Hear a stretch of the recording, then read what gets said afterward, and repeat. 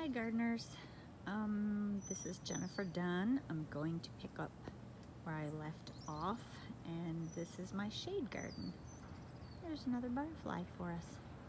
Very cool. All right, so under my non-fruiting crab, I'm going to start with some of my favorites. My Japanese fern. There's some columbine in there. Of course it's finished, but it spreads itself around and it's wonderful. There's a little tiny corbel, and there's actually, I've got some coreopsis in here, and it's gotten huge and it does pretty well, even though it only gets some dappled sun. Several hosta in there, and those hosta again are supposed to be gigantic, but they've been deer nibbled. They are my nemesis this year. Been in this house for 12 years. It's the first season I've had deer come and chomp my hostas. Right here, you guys can help me out with this. It's very pretty. It gets a bloom that comes up off the center, and it's long, and it gets the little pink blooms along the bottom, and I think they call it jump seed, perhaps, because it literally jumps around and seeds itself. I'll show you other pieces around, but you can see all the little tiny pieces that pop up along the way. What do we have here? Are my Ligularia, and it's getting, I think if we peek, it's starting to get a bloom somewhere. There it is, starting to get a bloom under there. Kind of weird, but I love it. It's tall. I like the burgundy stems. Lots of different hosta as we go along. That is a coral bell in there. Very interesting color. It's kind of a light limier color. Deer munched hosta, but they left it alone enough to bloom. I have a fern in there. This guy has to be moved though, because the wind keeps knocking him down. There is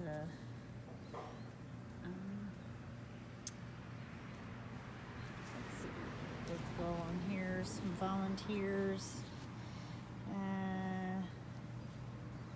These are my lungwort. It's very pretty. I wish it would get bigger. Here's the beginning of my false sunflower. No, sorry, false bleeding heart.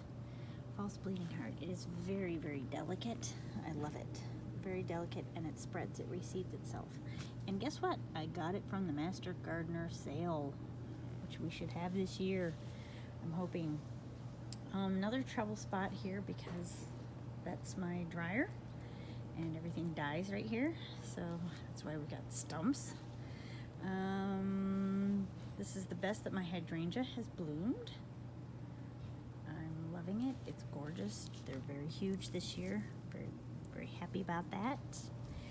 This guy right here, the mother plant died in the center because I tried to move it. It's a Japanese honeysuckle, and it did not like being moved at all. So there's a piece right here. It roots itself as it goes along, and there's a piece right here, and the mother plant was in the center, but the babies have lived and are doing very well. It's nice and bright in the shade. More painted fern, lots of lily of the valley, and some of that's going to have to come out, and whenever I want to plant something, I just yank it out. Here's the Bernera. I love the silvery leaves on Bernera. They're so pretty.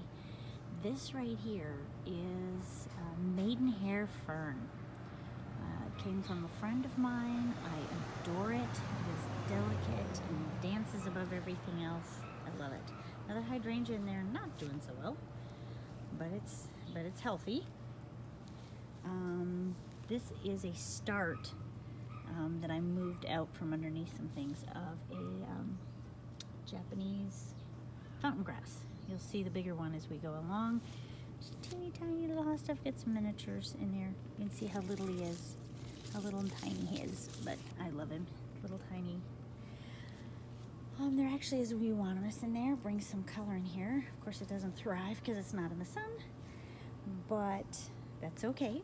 It's sitting there for some color. Some more fern. This guy right here. I think this is. It's a chocolate something or other. Agaratina.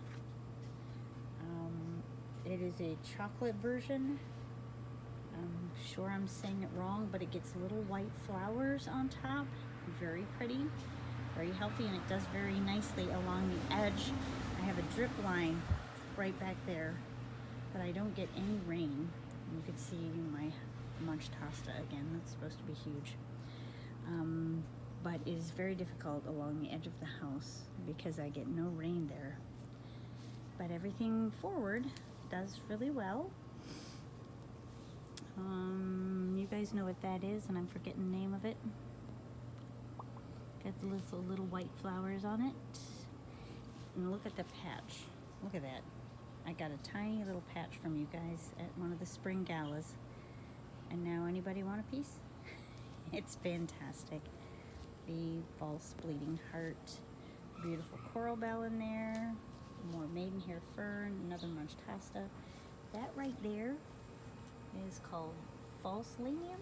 It gives out a bloom, a yellow bloom in the spring. That back there, oh, help me out, you guys. Look at it. It's reblooming. That blooms first in the spring, and it's blooming again. It's very strange, but I love it. Very early. Oak leaf something or other. More Brunera. And these are all, I love this little section right here.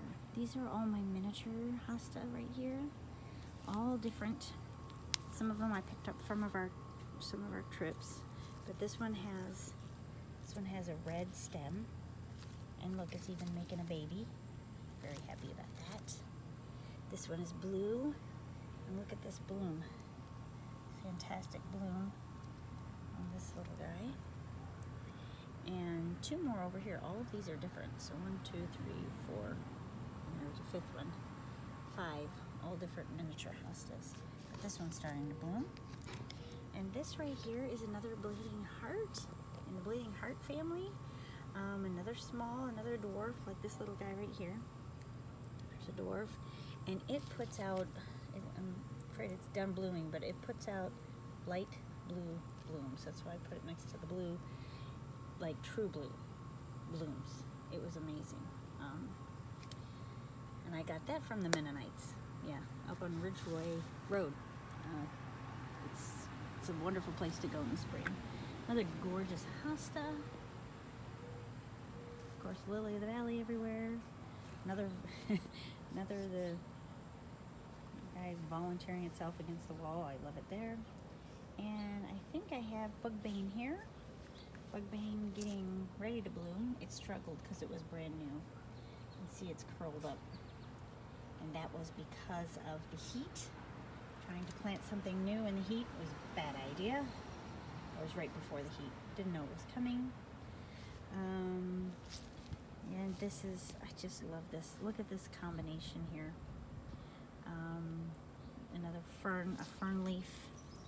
It's so delicate in life. A fern leaf. Bleeding heart. It's so delicate and sweet. I love it. And this guy blooms purple. So these guys were purple. This one's a kind of a geranium, a creeping geranium. Campanula, or campanula as some people call it. Don't know which one's right, but I love this combination with the big hosta next to it. So pretty. That's a favorite combination of mine. Another hydrangea. This one again is another lacy one. We have a little pollinator here visiting us. Another lacy hydrangea. I have lamium all through here. Some is pink, some is purple. The coral bell stuck in there. The false lamium back there against the wall. And a random rudbeckia that's traveled. More coral bells, and this is the Japanese fountain grass. It is amazing. Look at that thing. I'm so pleased with that. It is so happy right here. And I love it. It's very soft and full. Underneath here, underneath my dappled willow. There's my dappled willow. There it is. Dappled willow and my Japanese something or other. All right. Everything feathery like that is a Japanese something or other.